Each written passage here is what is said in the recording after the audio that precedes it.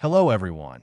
Yesterday, we discussed the communique of the fourth plenary session, and I noticed that many friends did not agree with my views. As I have consistently stated, my observations and analyses are merely offered as a reference for everyone. I have never claimed absolute certainty in my assessments. However, from October last year to the present, the conclusions I've drawn from observed facts have remained consistent. Over the past year, Xi Jinping has been experiencing a separation of powers, which has become even more pronounced following the fourth plenary session. This is not an unimaginable scenario. Therefore, I will not compromise my principles to cater to superficial illusions or chase viewership. Of course, whether the dissenting voices come from paid trolls or those who genuinely disagree, I welcome everyone to engage in rational discussion. Please leave your opinions and arguments in the comments, and I can interact with you in the program. As the saying goes, listening to only one side leads to ignorance, while considering all perspectives brings clarity. This matter is far from concluded. The peculiar military commission roster from the fourth plenary session and the many obscure truths have yet to reach a final resolution. Let's wait and see what happens next. There is a simple truth. Whether Xi Jinping remains the unchallenged leader or has been sidelined, official rhetoric can be manipulated to conceal the truth, but the regime's policies will inevitably reflect reality. The wolf warrior diplomacy and the U.S.-China partnership narrative represent two starkly different paths. In the face of the Chinese Communist Party's CCP existential crisis, the policies of these divergent paths will undoubtedly manifest. Today, we will discuss the upcoming Trump-Xi meeting. Today is October 24th, Eastern Time, and I am Tang Jingyuan. Welcome to subscribe to our channel as we use an objective perspective, logic, and common sense to uncover the truth behind the news. Yesterday, White House Press Secretary Leavitt stated at a regular press briefing that Trump will depart from Malaysia tonight and will also visit Japan and South Korea thereafter. She noted that Trump will deliver a speech at the APEC summit and hold a bilateral meeting with Xi Jinping on the morning of the 30th Korean time. There is a noteworthy detail here. Whether Trump would meet with Xi Jinping flipped several times during the fourth plenary session. Before the session, Trump had indicated he would meet Xi. On the second day of the session, Trump suddenly denied this, saying a meeting might not happen. However, by the end of the session, the situation reversed again, with the White House firmly confirming the meeting. The reasons behind these repeated reversals are open to interpretation, but I personally believe they are undoubtedly closely tied to Xi Jinping's situation. The date of this meeting aligns with what we discussed previously. It is set for the 30th, meaning Xi Jinping must travel to South Korea early to accommodate Trump's schedule. Trump will not extend his stay in South Korea by a day for the Trump-Xi meeting. He will only attend the business summit on the 30th, which serves as a warm-up, and will not participate in the formal leaders summit on the 31st.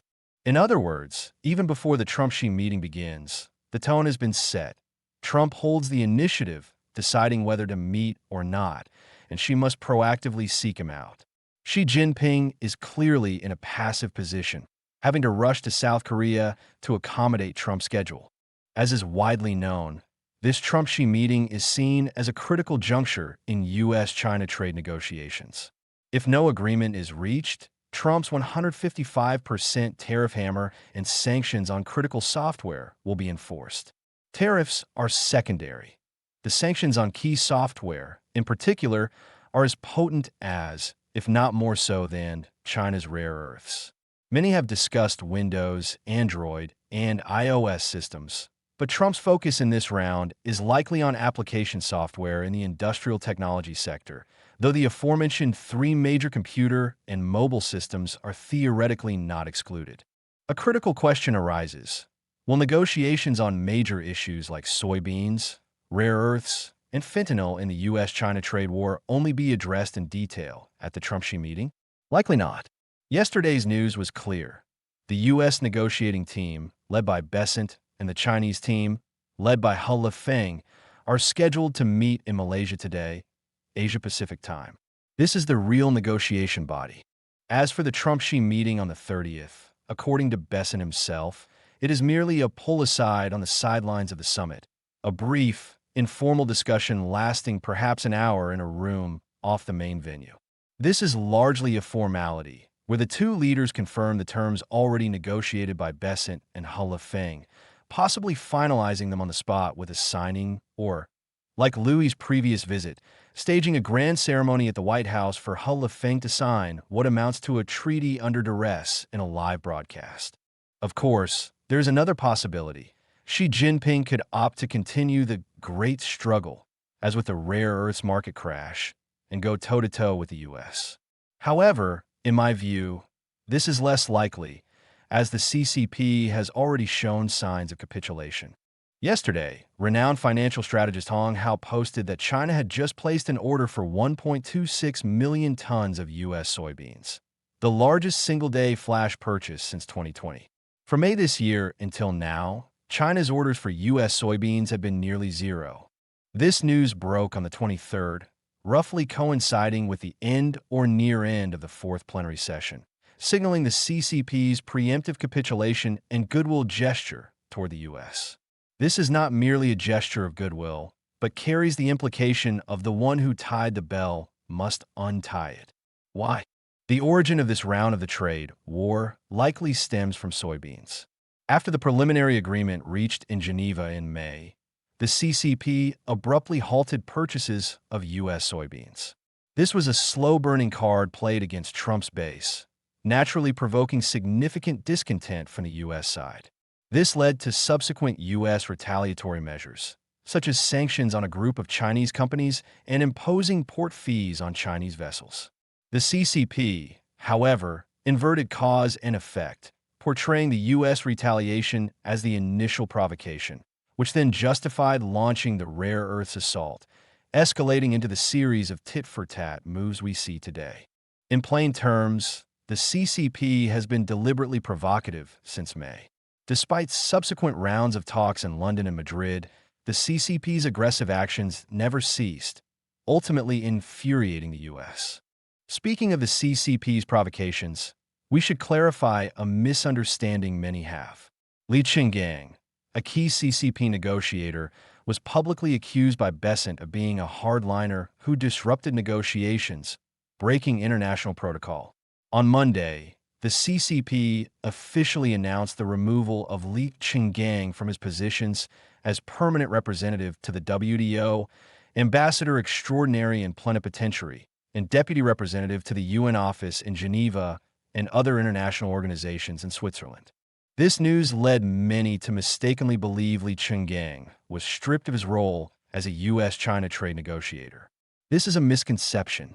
Li Qinggang's WTO and UN representative roles had already been slated for replacement by Li Yongxiao from the Ministry of Commerce in July, and on September 29th, Li Yongxiao formally presented his credentials as the new WTO ambassador.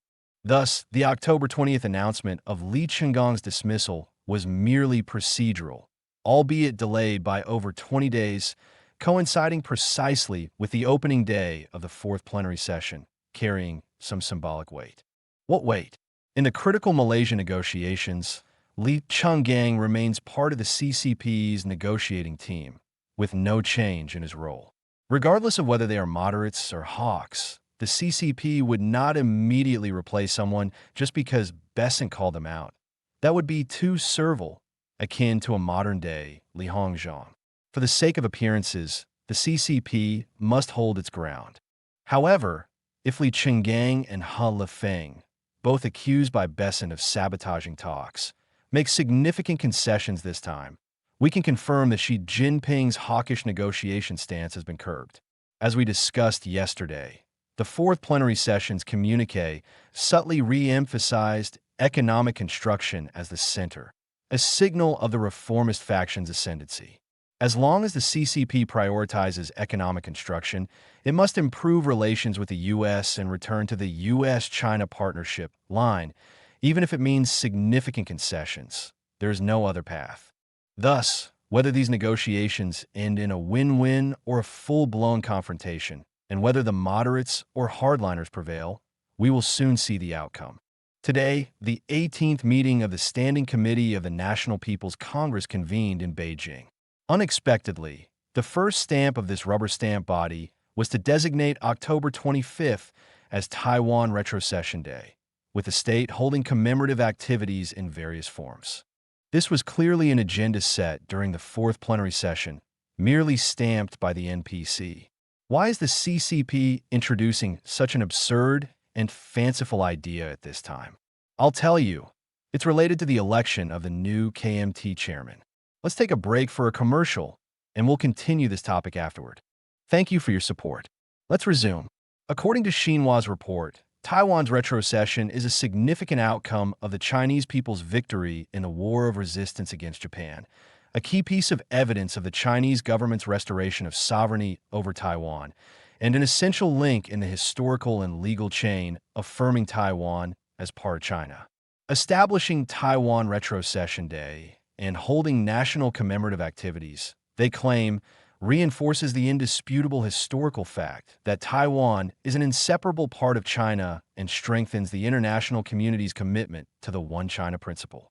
The announcement sparked a frenzy among the Little Pinks, who saw it as Xi Jinping's resolve to forcibly unify Taiwan, heralding the rise of the East and decline of the West. The CCP's establishment of this retrocession day is undeniably absurd and bizarre. First, October 25th has long been Taiwan Retrocession Day in the Republic of China, ROC, on Taiwan, known as Retrocession Day or Liberation Day, commemorating Taiwan's liberation from Japanese colonial rule. After the First Sino-Japanese War, Taiwan was ceded to Japan. Following Japan's defeat in World War II, the ROC government held a surrender ceremony in Taipei on October 25, 1945, formally ending Japanese rule and restoring Taiwan to ROC sovereignty. In August 1946, the Taiwan Provincial Administrative Office declared October 25th as Taiwan Retrocession Day for commemoration. In Taiwan, this holiday was commemorated without a public holiday from 2001, but was reinstated as a public holiday this year. Moreover, the holiday now commemorates not only Taiwan's retrocession, but also the Battle of Guningtou in Kinmen, officially named Taiwan Retrocession and Kinmen-Guningtou Victory Day, marking two pivotal historical events on October 25th. For mainland audiences, few may be aware of the ROC's acceptance of Japan's surrender and restoration of sovereignty over Taiwan, and even fewer know about the Kinmen Campaign, known in Taiwan as the Guningtou Victory. The greatest historical significance of Retrocession Day lies in its clear documentation. Since October 25, 1945, Taiwan's sovereignty has belonged to the ROC without a single minute of interruption or change. This is the biggest legal flaw in the CCP's claim of unifying Taiwan, as the CCP has never had even a minute of jurisdiction over Taiwan, making talk of division or unification baseless. By commemorating Taiwan's retrocession, the CCP faces a glaring issue. Who retroceded Taiwan? Everyone knows it was the ROC, with the CCP having no involvement whatsoever. Celebrating someone else's achievement as your own is absurdly comical. Commemorating an event that predates the CCP's existence is inherently ridiculous. Second, by commemorating retrocession, the CCP acknowledges that Taiwan was unified 80 years ago. Retrocession means returning to the motherland and unification, and Taiwan has never since been separated from China. Yet, the CCP's current call for unification is logically incoherent, effectively admitting that at the time of Taiwan's retrocession, the People's Republic of China did not exist. This implicitly acknowledges that the CCP's so-called unification is, in essence, aggression. Reclaiming what was lost is retrocession. Seizing what was never yours is invasion. Third, Taiwan's commemoration of the Guningtou Victory refers to the Kinmen Campaign, which the CCP calls the Battle of Kinmen. This battle began on October 24, 1949, 24 days after the CCP's founding. The CCP's 3rd Field Army's 10th Corps launched the Kinmen Campaign as a prelude to invading Taiwan. Over 9,000 troops landed on Kinmen, only to be completely wiped out after 3 days of fierce fighting. the CCP's most devastating defeat since the start of the Chinese Civil War. The failure of the Kinmen campaign solidified the cross-strait division, preventing the CCP from ever gaining a foothold in Taiwan. Upon learning of the ROC's victory, Chiang Kai-shek reportedly wept, saying, "Taiwan is secure." This underscores the battle's profound significance. Liu Yazhou, a CCP Red second-generation figure and self-styled Little Zhuge, extensively studied the Kinmen campaign and wrote a book on it. Consequently, he was skeptical of Xi Jinping's plans to attack Taiwan, influencing many senior CCP military officials. This led to Xi sentencing him to life imprisonment for disrupting military morale. Do you see the irony of history? On October 25, 1945, the ROC retroceded Taiwan, ending the rule of the foreign Japanese regime. 4 years later, on the same date, the ROC successfully defended Taiwan, thwarting the invasion of the foreign CCP regime. So why is the CCP shamelessly commemorating Taiwan Retrocession Day? There are 2 reasons. First, it uses the day as a united front tool, legally codifying the narrative that Taiwan is an inseparable part of China to blur the concept of China, sidestepping the ROC and vying for legitimacy and narrative control over Taiwan sovereignty. This places Taiwan under the vague notion of China, effectively erasing the ROC's existence. Second, on October 18th, 6 days ago, Cheng Li-won, seen as pro-CCP and strongly red unification in her stance, was elected as the new KMT chairman. The CCP was ecstatic, with Xi Jinping immediately sending congratulations, expressing hope that both parties would advance national unification based on the 1992 consensus and opposition to Taiwan independence. As is well known, Taiwan Retrocession Day has long been a key political asset for the KMT, while the DPP has been relatively indifferent to it. Cheng Li-won's rise is seen by the CCP as a golden opportunity to seize the narrative of sovereignty over Taiwan. Given her pro-unification stance, the KMT's significant political asset of ROC retrocession of Taiwan risks being co-opted by the CCP's vague China retrocession of Taiwan narrative. Thus, while the CCP's commemoration of Taiwan Retrocession Day may seem absurdly laughable, its underlying destructive potential should not be underestimated.